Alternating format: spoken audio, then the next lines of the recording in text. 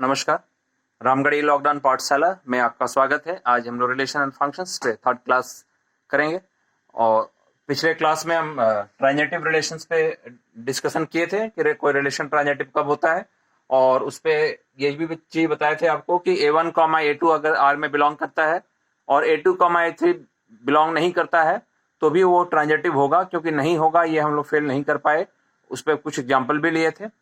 तो अब ये क्लियर है कि देखिए ट्रांजिटिव कब होगा। ये अब दो केस हो गया, दो केस पे भी ये ट्रांजिटिव हो सकता है। एक केस A1, A2 है और A2, A3 भी है तो A1, A3 मिल जाए तो एकदम आइडियल केस है, इसमें कोई प्रॉब्लम ही नहीं है, ये ट्रांजिटिव होगा। दूसरी बात, अगर A1, A2 है लेकिन A2, A3 नहीं हो पाया तो भी ये ट्रांजिटिव होगा। ठीक है, ये दो चीज समझ लिए। ट्रांजिटिव कब नहीं होगा, एक ही केस में ट्रांजिटिव नहीं होता है, A1, A2 मिले और A2, A3 भी मिले लेकिन A1, A3 नहीं मिल पाया तो ये रिलेशन ट्रांजिटिव नहीं होगा। कभी कभी ट्रांजिटिव है ये चेक करने के लिए, मान लीजिए ट्रांजिटिव नहीं है, ऐसा भी कभी सोच सकते हैं आप। तो नहीं है तो इसके लिए कोई एग्जांपल मिल रहा है क्या कि हाँ ये एक पेयर है जो इसको ट्रांजिटिव फेल करवा रहा है। अगर आप खोज पा रहे हैं तो ये ट्रांजिटिव फेल होगा। अगर हम ऐसा कोई एग्जाम्पल नहीं खोज पा रहे हैं तो ये फिर ऑटोमेटिक ट्रांजिटिव हो जाएगा। तो कभी कभी नहीं है ये भी सोच के बना सकते हैं। ठीक है, उसके हिसाब से एग्जाम्पल खोजिए, अगर मिल जाएगा तो ठीक है, नहीं है अगर नहीं मिला तो फिर ट्रांजिटिव होगा। तो आइए कुछ एग्जांपल्स है इस पर डिस्कशन करते हैं। देखिए एक सेट ए है जिसमें एलिमेंट्स है 1, 2, 3, 4 एंड 5 और उसमें हमने ये चार रिलेशन डिफाइन किया है। इसको चेक करते हैं 1 by 1, इसमें से कौन सा रिलेशन ट्रांजिटिव है, कौन सा रिलेशन ट्रांजिटिव नहीं है। तो देखिए जब चेक करेंगे तो एक एक पेयर को चेक करना है। तो इस पे आइए, पहले 1 का रिलेशन 2 से, तो 2 का भी कहीं रिलेशन है आगे क्या, आगे मतलब इसको छोड़ के कहीं, ऐसा नहीं आगे दिखना। 1 का रिलेशन 2 से तो 2 का भी रिलेशन कहीं है, तो देखिए है। तो ये 1 का रिलेशन 2 से, 2 का भी रिलेशन 3 से है, तो अब ये होना चाहिए। देखिए 1 का 2 से हो, 2 का 3 से हो, तो 1 का 3 से होना चाहिए, ट्रायंगल कंप्लीट हो जाना चाहिए।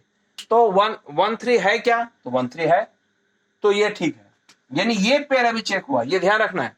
अभी ये पेयर चेक हुआ 1 का 2 से, 2 का 3 से, तो 1 का 3 से है, ये पेयर ठीक है, तो ये पेयर चेक हो गया। अब यहां आइए 1 का, इसको देखिए 2 का 3 से, 3 का कहीं और है क्या, तो 3 कॉमा कहीं नहीं मिलेगा आपको, तो नहीं मिला तो फिर ये फेल तो कर नहीं पाए आप, तो ये ट्रांजिटिव हो गया। यानी अब इसके कारण कोई प्रॉब्लम नहीं आएगा, ये सही है।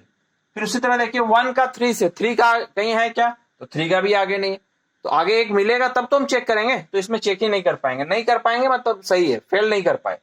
तो हर एक पेयर चेक हो गया, so this is an transitive relation, ये रिलेशन ट्रांजिटिव हो गया। अब इस पे आइए, देखिए इसको चेक करना। 1 का रिलेशन 2 से, 2 का रिलेशन कहीं है क्या, है 1 से, तो देखिए 1 का 2 से, 2 का 1 से, तो होना क्या चाहिए 1 का 1 से, तब ठीक होगा। तो 1 का 1 से है तो ये ठीक है, तो यानी ये पेयर चेक हुआ। पूरा ये रिलेशन ट्रांजिटिव पूरा तरीके से नहीं बोलेंगे, एक हर एक पेयर को आपको चेक करना। तो ये पेयर हम चेक किए, इस पे हो गया। अब इस पे आइए सेकेंड वाले पेयर में, 2 का 1 से, देखिए 2 का 1 से, 1 का कहीं रिलेशन है क्या, है, दो जगह है। देखिए 1 का रिलेशन दो जगह है, ठीक है, ध्यान से समझिए इसको।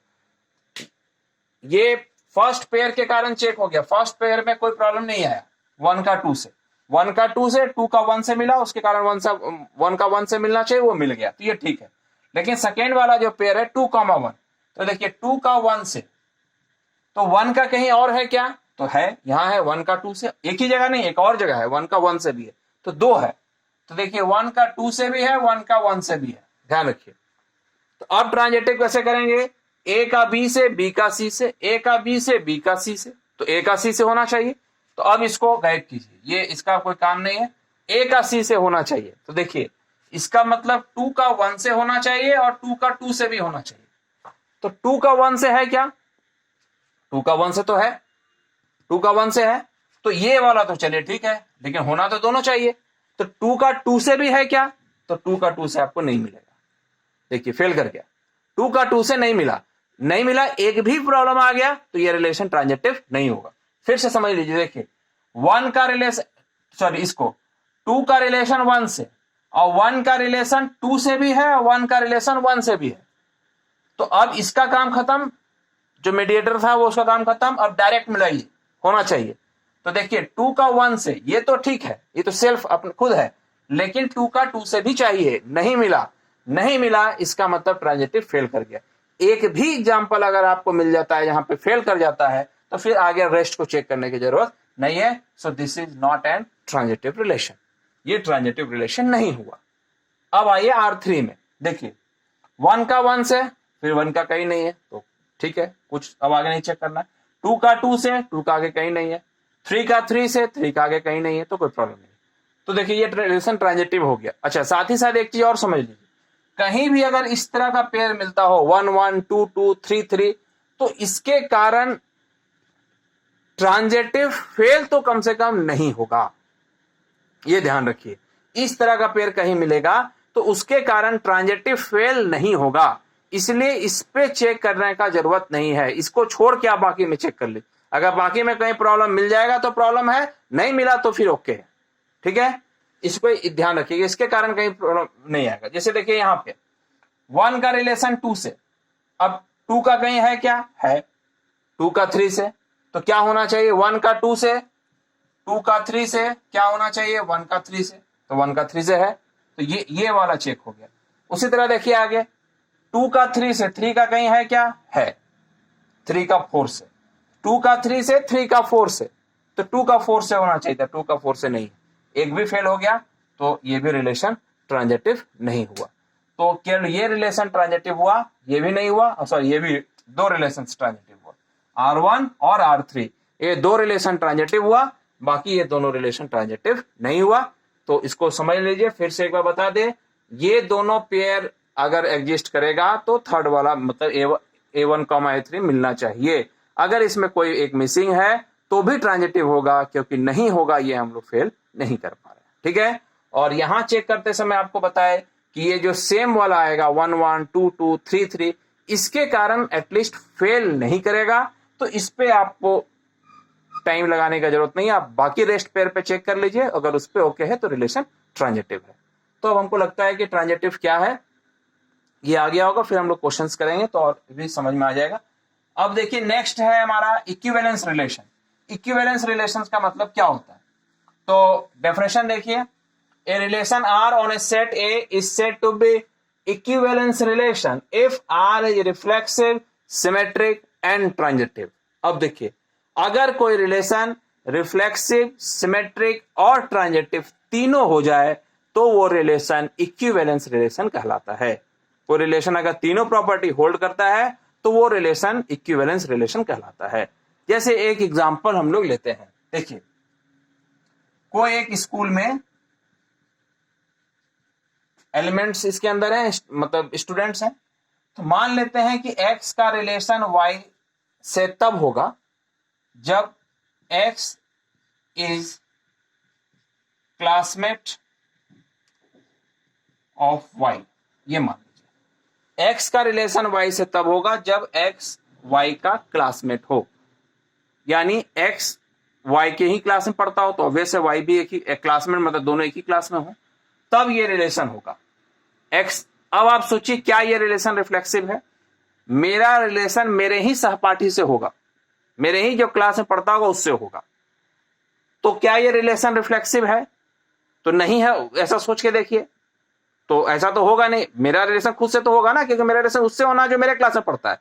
तो जो सेकेंड वाला वो भी है, जब हम खुद ही हैं तो ऑब्वियस ये रिलेशन रिफ्लेक्सिव होगा, तो ये रिलेशन रिफ्लेक्सिव होगा। अब देखिए क्या सिमेट्रिक होगा, तो मान लीजिए कि कोई स्टूडेंट राम है, उसका रिलेशन अगर श्याम से हो गया, तो इसका मतलब राम का रिलेशन श्याम से इसलिए हुआ है क्योंकि राम और श्याम सहपाठी है, एक ही वर्ग में पढ़ते हैं, तो श्याम भी तो समझ जाएगा कि राम मेरा सहपाठी है, क्योंकि वो भी तो मेरे ही क्लास में पढ़ता है, तब तो फिर श्याम का भी रिलेशन राम से हो गया, तो ये रिलेशन सिमेट्रिक भी हो गया।